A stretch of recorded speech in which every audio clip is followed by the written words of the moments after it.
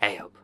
We're skirting the edges of Millennium Trash this episode with At Dawn They Sleep. This is a 1999 or 2000, depending on where you look, horror film directed by a guy called Brian Paulin, who also directed a film called Bone Sickness, but a little more on that later on. The film stars a bunch of unknowns and Paulin himself. He also wrote and edited this film, so going beyond the triple threat here. Who knows, that might be good, that might be bad. It's going to be a very singular vision though, I imagine, so it'll be interesting nonetheless. There's not much information about this online really. The IMDb page has got generally negative reviews, but Letterboxd shows quite positive really, so who knows what we're going to get with this one. Let's have a look, shall we? Maybe the scales are different. I don't know, a little off or something. Oh man, I don't know how many fucking times I've heard people ask me, say, where the fuck do you find these bands? I mean, try venturing outside of the fucking mall once in a while. There are other record stores out there. Oh, I should be dead right now. Well, you're not, so shut up about it already. The plot follows two drug dealers who both spend the night with these women who turn out to be angels. The angels turn our drug dealers into vampires, with the idea that they're going to kill all the humans so that the angels can then inherit the earth. But a demon comes along and turns one of our vampires into a demon and flips the battle completely on its head. Yeah, it's an odd one, this, for sure. It's got its moments of entertainment, definitely, but it also has its moments of boredom. The pace is kind of all over the place, and it really dipped about an hour in. But there is a low-budget charm to the whole thing, and the ending is just this bizarre art house sequence that really keeps you on your toes. All over the place, but fun nonetheless.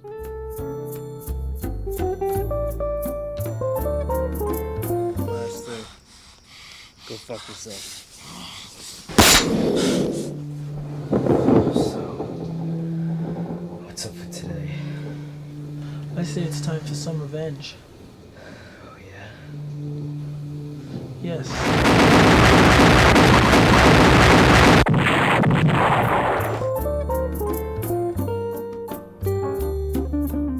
So the acting, as you can probably imagine, is terrible. It's not the worst that I've seen, but it's not great. Although Paulin does alright to say he had his fingers in a lot of pies for this film, his acting, not too bad. We do get a fair bit of nudity in this one. It's kind of sleazy as well. I'm talking like full frontal, and it's trashy for sure. We also get a lot of gore though, and the gore is fantastic. It's gooey and it's over the top, and it's a lot of fun to watch.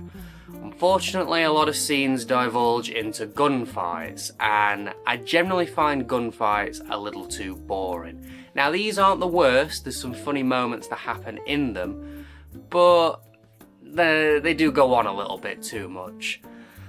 All the effects in this are practical as well, which is always nice to see. We get miniatures, which are cool, and all sorts of stuff that, yeah, they range from sort of impressive for the low budget to just charmingly awkward. I really liked the demon costume until you see him in daylight, and it kind of kills the illusion in a big way, unfortunately.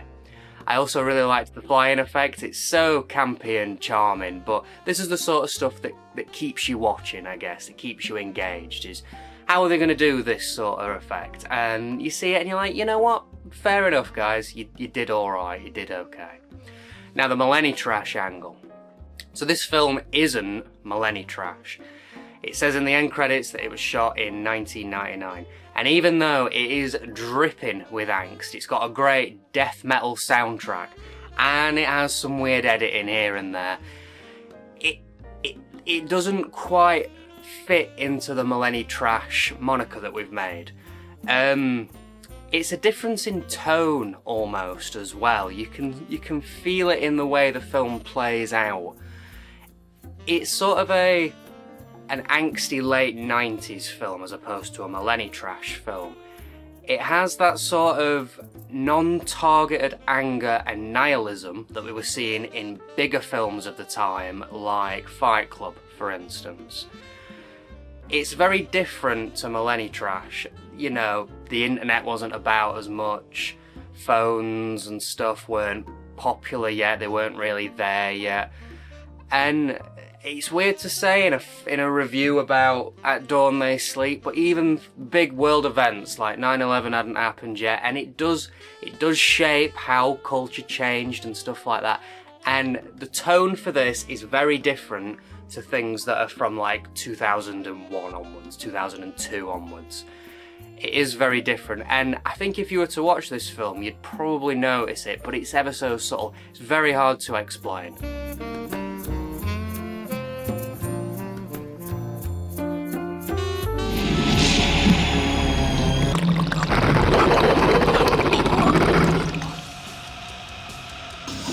Really pathetic pieces of shit, huh, Chris?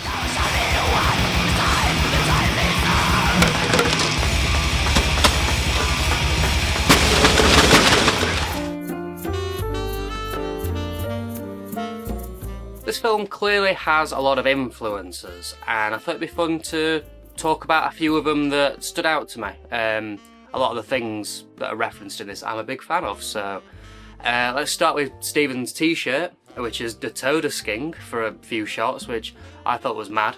Where's someone getting a Datoda Sking t-shirt from in 1999? That's bizarre.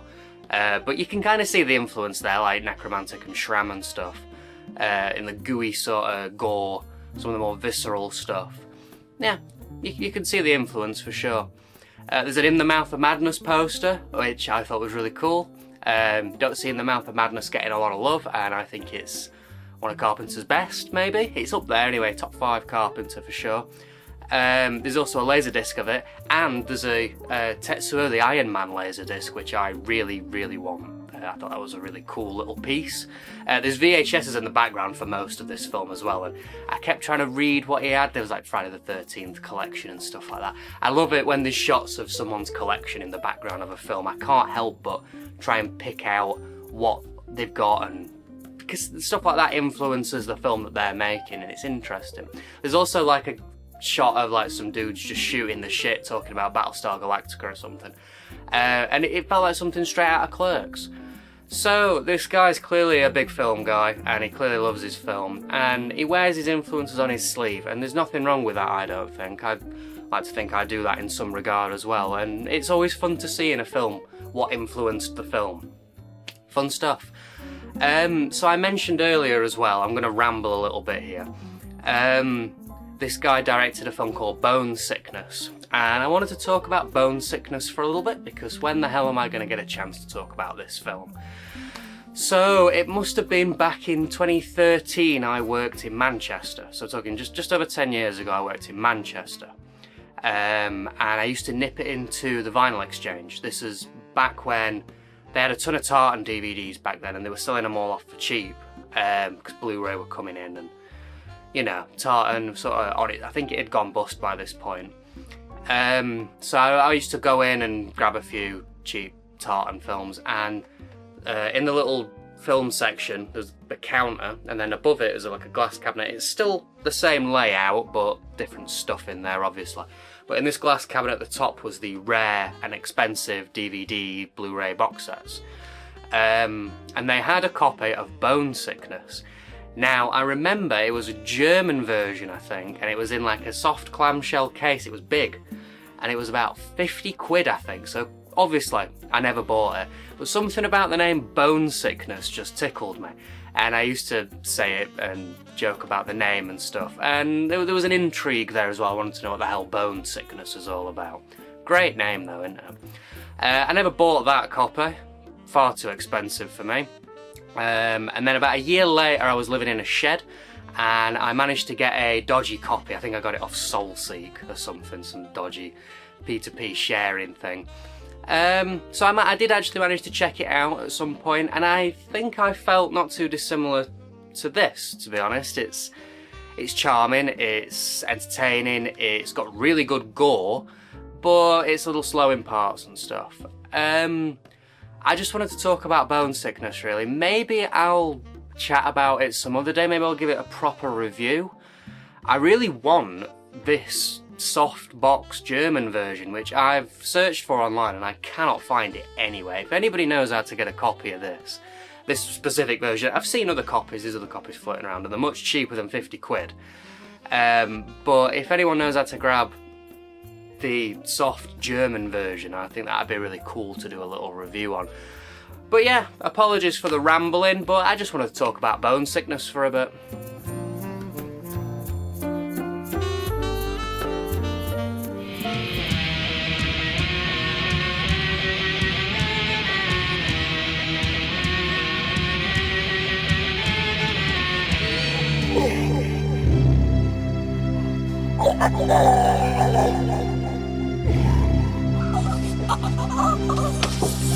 For me. I have an offer for you.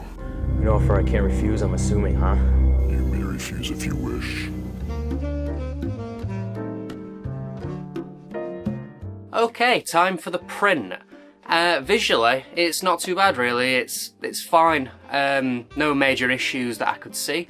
Shot in 4:3 and it looks to be shot on DV, early DV maybe. But yeah, no issues, it's fine really. The audio though isn't great, unfortunately. There's a lot of mic clipping, it pops, and there's like distortion that just comes in every now and again. I'm guessing it's not been mixed properly though, as opposed to there being an issue with this like DVD. I think that the film maybe just wasn't mixed quite right. So you get a bit of a mixed bag with this one really. Visually fine, audio not so great. And on the disc we get chapter select, trailer for this film, and Hard Gore trailers. So we're back to the usual minimal stuff.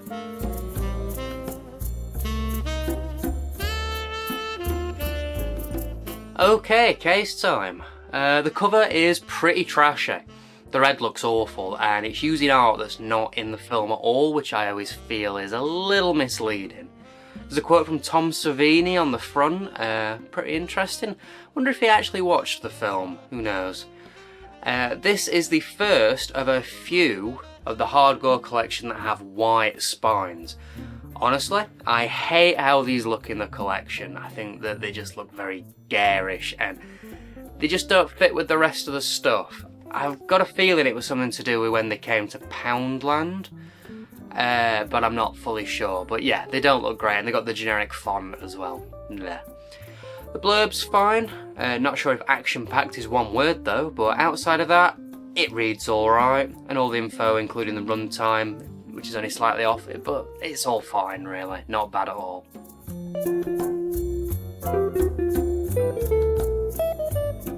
Overall then, I'd definitely say that this is one of the better modern horror films that we've covered in the collection so far.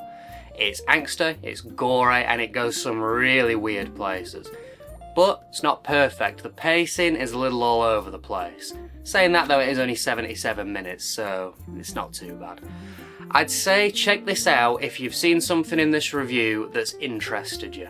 It won't be for everybody, but it definitely gets a light recommendation from me. Now, as far as other releases, there is actually a Blu-ray of this film from Vinegar Syndrome, so it is a US import, but the case looks nice, and I'm guessing it's got a way better print than this has, and more special features and such.